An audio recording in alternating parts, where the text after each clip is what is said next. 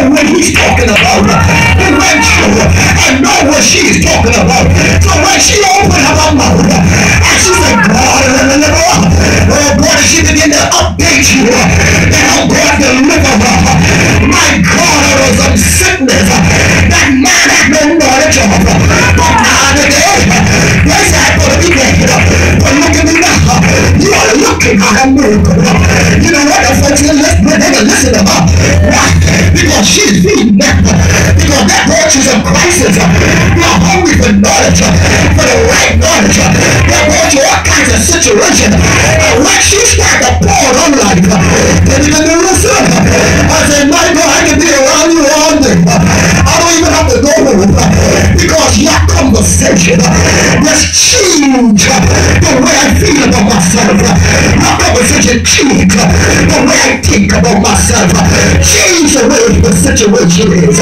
Why? Because you are praying. Hallelujah. Thank you, Jesus. You are eatable. Now you can feed them and they can enjoy it.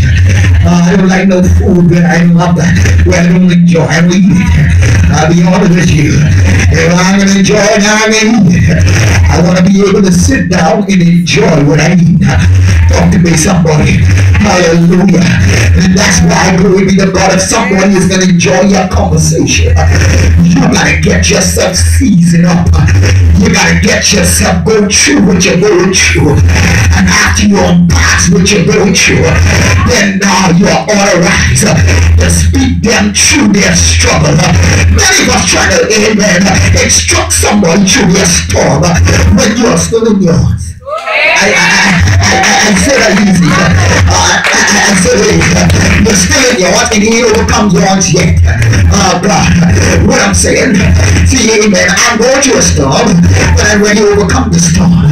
So now I overcome the storm. Now I can tell them, oh God, how to prepare themselves for the storm they're going through. How will you tell someone how to